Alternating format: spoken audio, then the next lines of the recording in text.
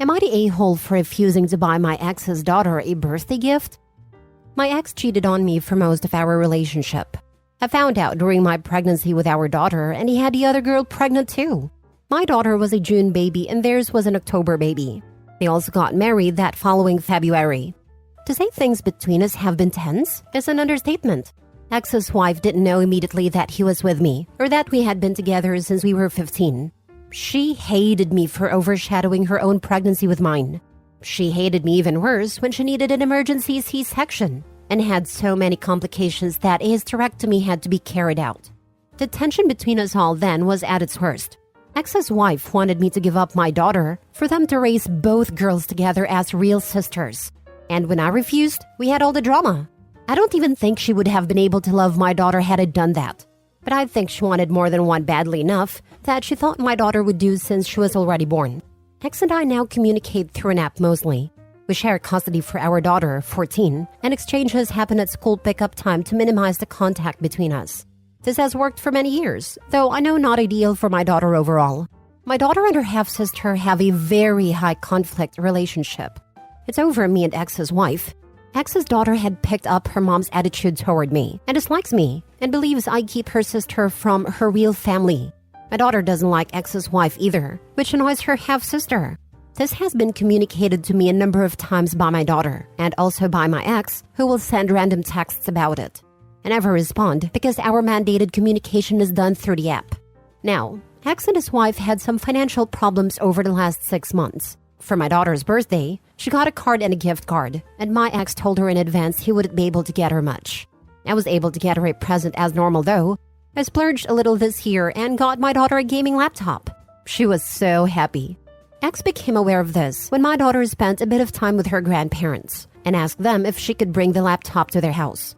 Ex told her about it and she told him I bought it as her birthday gift. Now, Ex's daughter's birthday is a couple of weeks away and he wants me to buy her a gift, something I have never done before. He said the money situation is still tight and he doesn't want her to get nothing. I told him I would not be buying her a gift, and he blew up the app in my phone, saying I should be doing this, so his daughter isn't left with a lackluster birthday. Ex said I had never done anything to help the dynamic with the girls. I'd never cared about the pain he and his wife were in, and this was one thing I could do. Am I the a-hole? Now for the top comments. Not the a-hole. Your ex is delusional if he thinks seriously that his daughter is somehow your responsibility. I will advise your daughter to keep her gaming laptop at your home, because I can already see the drama coming, when her father will force her to keep it at their place so his daughter can play with it whenever she wants, or worse, try to gift it to his daughter.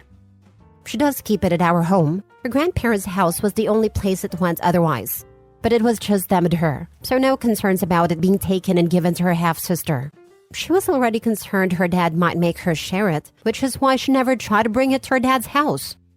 You are only responsible for your daughter, and always keep records of things. Better safe than sorry. Your ex is simultaneously stunningly entitled and delusional. Please ignore him. That is the easiest NTA ever. Ex's wife wanted me to give up my daughter for them to raise both girls together as real sisters. Even by aita standards, this is outrageous. That's how I felt when she said this to me. I never even gave it a second of consideration, but if I had, it would have set my daughter up for a terrible childhood. She looks just like me, and I know that would have impacted how she was treated. As it was, Ex's wife resented her as well as me. So the fact she demanded that was even more outrageous. You're a kinder person than I am. I'd have told her to go bother one of the other women her husband is cheating on her with if she wants another kid to raise. Next story. Would I be the a-hole if I told my husband I didn't want kids because of him? I want to start off by saying I love my 28 female husband, 33 male, and he's a great man and amazing to me, and everyone he loves. Yes, we've had issues, but we're very big into communicating them and can come to a solution quite quickly. However, my husband and I are both diagnosed OCD. His is germs and filth, while mine is more everything has a place, organization, and perfection basically. With that said, we disagree in many things since I don't care about pet hair, crumbs on a counter, etc. And he doesn't care if his stuff is everywhere, as long as it's clean stuff. Backstory. Before we moved in together, my animals always slept with me, were allowed on the furniture, etc. And once we moved in together, that stopped. So, it talks about our future kids, what extracurricular we might want them to try, and so forth. I used to want kids, but now I'm very much leaning towards not. If it happens, I'll be delighted and love them unconditionally, but I think I would prefer not having them. So on to the part where I could be the a-hole. He's made comments about how he doesn't think he could change diapers or deal with a spit up, so I'll have to do it. I don't agree with that at all, because I think parenthood should be all hands on deck from conception on. I worry about wanting to go somewhere by myself or with friends, and him not wanting to feed or change the baby while I'm gone, or having to get up every night, throughout the night, to do this. I don't blame him for not wanting to because of his OCD, but I'm scared. And what happens if the baby has a blowout or spit up on the couch or on the bed? He already doesn't let our animals on them. I don't want to be the 100% cleaning up after them, or changing them or feed them. I also want to point out that I'm a big napper and sleeper. I take 1 to 2 hour naps at least 3 times a week and need at least 9 hours of sleep a night.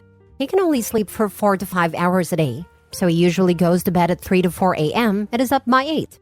I know that will change if we have kids, but to lose that much sleep to do everything while he can't because of the OCD is giving me major anxiety.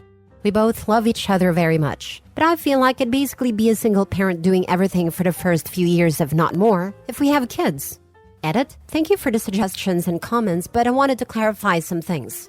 1. He isn't making any excuses. He has voiced his concerns and I have voiced mine.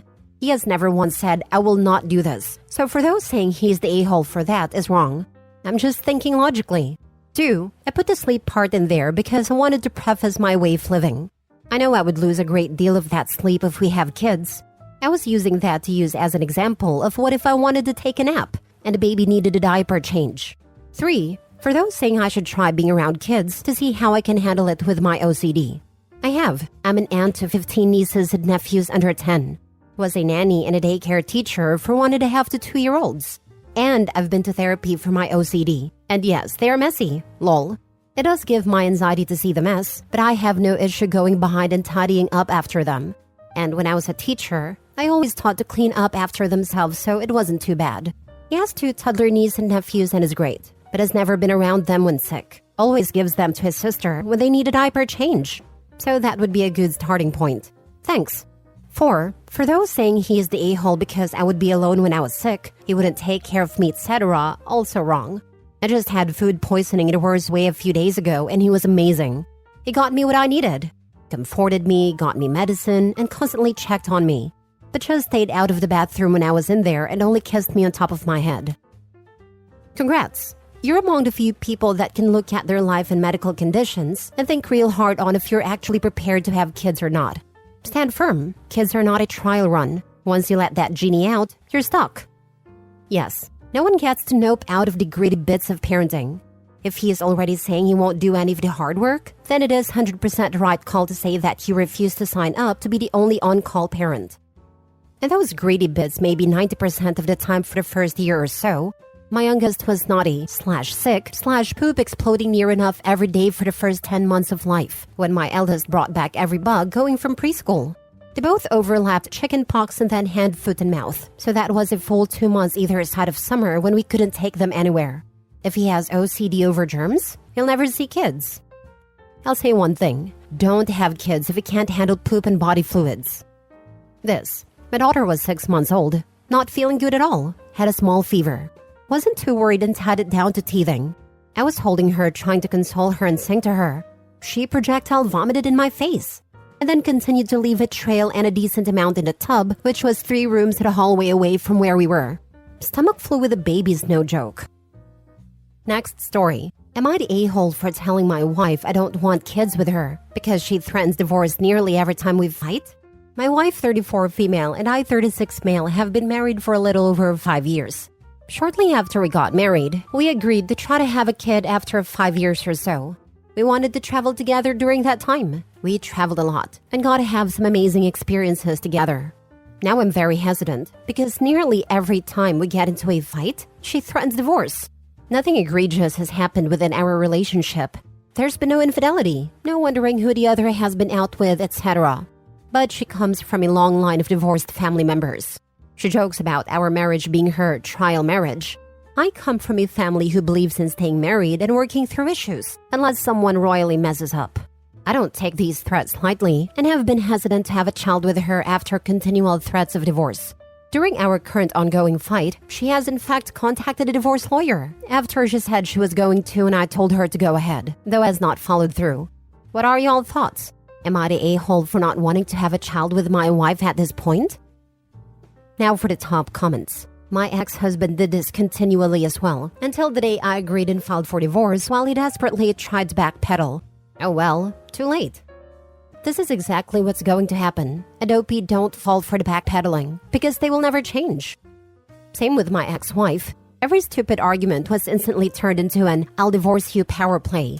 She even told her best friend that since she's been married once already, it's all the same if she divorces. Go figure. She pretended to be devastated and blindsided when I put the signed divorce papers on the table. Divorce, and even the word being tossed around. It's like the solution now to everything, like people being so happy. I believe there are many couples getting divorced as they see other relatives or friends get divorced, and the stigma is long gone. It's similar to when family members and friends first start getting married. As OP even mentioned, divorce is very common in her family. Expecting that to be totally different for her is being a little naive. That would make me sick if both my spouse and myself just tossed that word around so lightly. It's not only totally disrespectful, but obnoxious as well. It would sound like a hopeless mantra, and like the future just looks dark. If I overheard her speaking like that in public, I'd be tempted to tell the big mouth to quiet down. You would be insane to have a child with her. She is not invested in this. Either she needs to have a serious wake-up call, or this needs to end. She treats your marriage and relationship as disposable. Eventually, she's going to go through with it. Not the a-hole. No, she's using these threats as a form of emotional abuse, and she will have a surprised Pikachu face when it takes her up on her words. During fight, we should get divorced. You know what? Fine. Here are the papers. I had them ready. You just need to sign them. Shocked Pikachu face. This is what I did. She was abusive and had herself deluded that she had control over me. She did to an extent, of course. I loved her and tried very hard to give her time to learn to do better. She just got worse, kept threatening to get divorced. So I had her parents take her to their house, did the paperwork myself, and got it done as fast as possible. A good man shouldn't waste his time on an abusive woman. There's plenty better out there. Last story. Am I the a-hole because I don't want to spoil my stepkids? I have a 14-year-old daughter from a previous relationship, and my wife has 2 sons, 16 and 13. I had a vasectomy after my daughter to make sure I won't have other kids. I spoil my daughter however I can. This includes brand clothes, expensive schools, and best electronics. And before anyone decides that my daughter is a brat, I should say that she's an extremely well-behaved kid. The problem is, my wife and her ex can't afford the same for their sons. And they are angry that our kids have completely different living situations while living at the same house. My wife thinks I should be spoiling her sons too, but I can't afford it. So I told her that's not my problem. And they have 2 parents who should be spoiling them. You're the a-hole for marrying someone with a child when you had zero intention of treating them as a full member of your family.